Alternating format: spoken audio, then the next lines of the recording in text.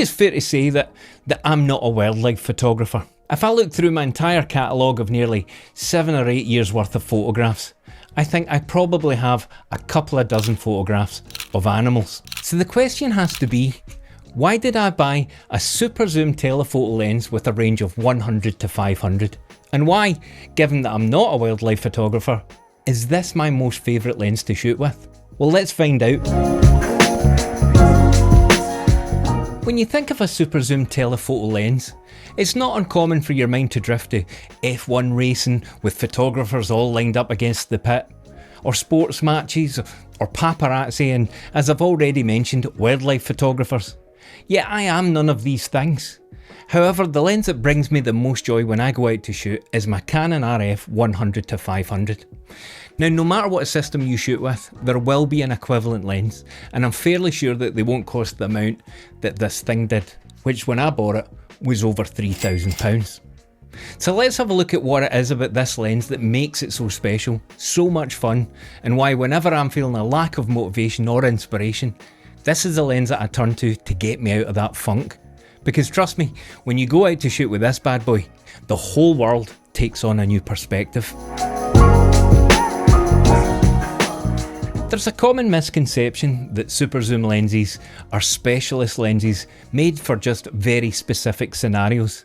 And yes, when your focal range starts at 100mm, it's fair to say you're not going to be capturing entire mountains, massively wide landscapes, or shots that you would associate with something like a 15 to 35mm. But that doesn't mean it's not a flexible lens. If you think about a 15 to 35, that's only 20mm of zoom. And when you go from 100 to 500, that changes everything completely. And not only that, the further you zoom in, the more you compress the image and bring that background more dramatically into the shot. You can see in this image here how the clouds become far more dramatic than if they were taken with a much wider lens.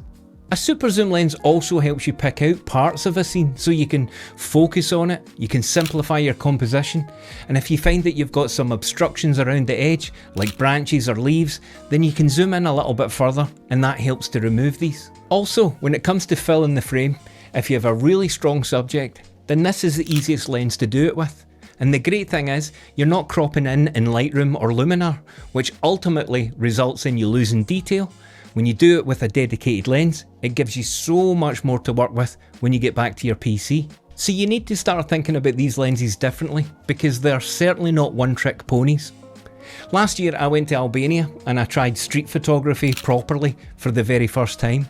And believe it or not, this was my lens of choice. And whilst it's fair to say I looked every bit the photographer with this huge setup hanging from my capture clip, the fact that it has so much reach, it meant that I didn't need to get in people's faces and I could capture scenes from a distance without feeling awkward or ruining people's day. So hopefully you can see that from these images, this makes a great street photography lens, as long as you've got the determination to carry around something as heavy as this all day. Because with street photography, your camera spends far more time in your hand than it does in your bag. I've also shot portraits with this lens, I've shot wildlife, I've shot landscape, I've shot street, and I've even done a little bit of macro photography for a recent photography challenge.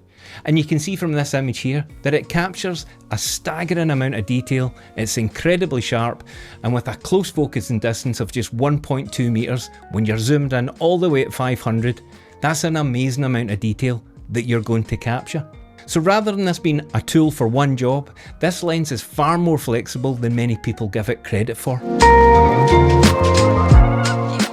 Just quickly guys, before we move on, I have a very short-term offer on my composition and sharpness photography ebook bundle, and that's to celebrate the recent milestone of 100 videos. I'm offering 40% off when you buy the bundle, and you can check them out with the links in the description below.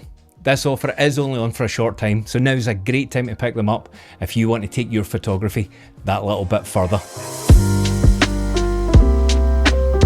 One of the other reasons why I love this lens so much is not just because of the great photographs it takes and the amazing flexibility that it has, but there have been times where I've maybe lacked the motivation or the inspiration to go out with my camera. And this is something that all photographers seem to encounter from time to time. You know, that feeling of, I don't know what to shoot, I don't know what gear to take. which can ultimately lead you to staying in the house and then not even bothering. But this lens changed all of that for me, mainly because it's so much fun to shoot with. No matter what kind of photo shoot I'm going on, this always makes it into my bag, because more than any other piece of glass that I own, this is the one you can plan your day around the lens rather than your location. So what do I mean by that? Well, if I'm going out to shoot with my 15-35, then I know that I'm going out to shoot landscapes. I'm going out to get nice wide scenes of beaches, mountains, hills and trees. And if I'm going out with my 24-70, I'm still very much focused on landscape photography, but I've got a greater degree of flexibility to zoom in a little bit and get more intimate perspectives of the locations that I visit. But with this lens, however, I feel like I need to plan less. I can simply put it in my bag, go for a walk and see what I see. Rather than being committed to one genre for the day, I can quickly switch from wildlife to street, or just zooming in on something interesting in the landscape. The possibilities are almost endless with this. And whilst I do love a great plan and I do like to try and organise myself before I go on a photo shoot, the fact that I don't need to with this is incredibly freeing. So whenever I find myself in that funk, when I'm struggling to go out with my camera, I slap this lens on and just go out for a walk. In fact, there are times I don't even leave the car, because with the reach that you get on this, pulling over at the side of the road and just zooming in is an absolutely viable option. And some of the best shots I've captured with this have been done exactly like that, because this lens inspires me to go out and take more photographs. It helps eradicate that doubt in my head that I'm going to come across a scene and I'm not going to have the right lens to capture it. There is nothing more annoying than you've got a 15-35 on the front of your camera, you've set up your tripod, you've got a beautiful frame in the landscape in front of you, and then all of a sudden, just off to your left, a bird of prey or a fox or something phenomenal appears, and you don't have the lens to capture it. But not so with this. I find it much easier to leave the 15-35 at home, or even the 24-70, but I seldom travel without this in my bag. So if you find yourself in one of those funks, this might be another reason for you to consider it. So let's have a look at what it's like to actually carry one of these things around with you all day. Because whilst everything so far sounds like it's an entirely positive experience, there are some considerations that you have to be aware of. And probably the most obvious one of them is the weight of this thing. Now, my version weighs about 1.5 kilos, and that's not a light lens. And whether I'm carrying it in my hand attached to a camera, or whether it's stuffed away in my bag, that weight is still going to go through my knees and my legs and my back. So if you're looking for the lightest possible setup, this might not be something that you want to consider. And another consideration is, depending on which model you buy, it will greatly impact the size of the lens. One of the reasons I went for the 100-500 from Canon is that it's an external zoom lens, which means the barrel extends when I want to zoom in. And that means when it's retracted, it fits comfortably in my camera bag. I used to own a Sigma 150-600 and I struggled to fit that in my camera bag, and I had to carry a separate pouch if I ever wanted to use it, and that ultimately led me to leaving it at home, because who wants to be carrying two bags, right? And another consideration that we've briefly touched on is that you're not going to blend into a crowd using this. So if street photography is something that you want to try, this might not be the first lens to try it with. But like I've said before, you get some completely unique perspectives. The compression of the lens makes the photography look entirely different. And whilst you might look like an obvious photographer, that reach allows you to stay far enough away from the people that you don't feel awkward. Again, we've touched on the cost of these lenses. They're not the cheapest pieces of glass on the market, but you do get what you pay for. And at the cheaper end, you might find that it has a darker aperture when you're fully zoomed in, which then might limit your ability to shoot in twilight or darker scenarios. This lens, the 100-500, has a variable aperture, and it's f4.5 at 100mm, and it goes all the way down to f7.1 when it's fully extended. So it's definitely something worth keeping an eye on. And finally, if you're going to be using this on a tripod, then I strongly recommend that you use the tripod collar that comes with it, because it helps balance your camera on the tripod, and you're not just constantly having to readjust to lift it up at the front, because if you attach this to the camera body and you're not using this, the tripod eventually starts to creep forward. Recently I've been doing some long exposure photography, which you might remember, and I used this lens for it. And what I noticed was that my subjects were getting slightly softer the longer the exposure, and that was just because I'd forgotten to put the collar on and I was attaching my camera to the tripod, and the weight of this over an 8-minute exposure was resulting in a softer image. So if yours comes with a tripod collar, get it on there. Now, as I said at the start of this chapter, these are all only considerations. They're not negatives. I mean, you could argue that the weight one is a negative, but in my experience, all of these considerations are far outweighed by just how much fun these are to use and the quality of the images that you can capture with them. So is this the lens for you? And should you consider it as one of your next purchases?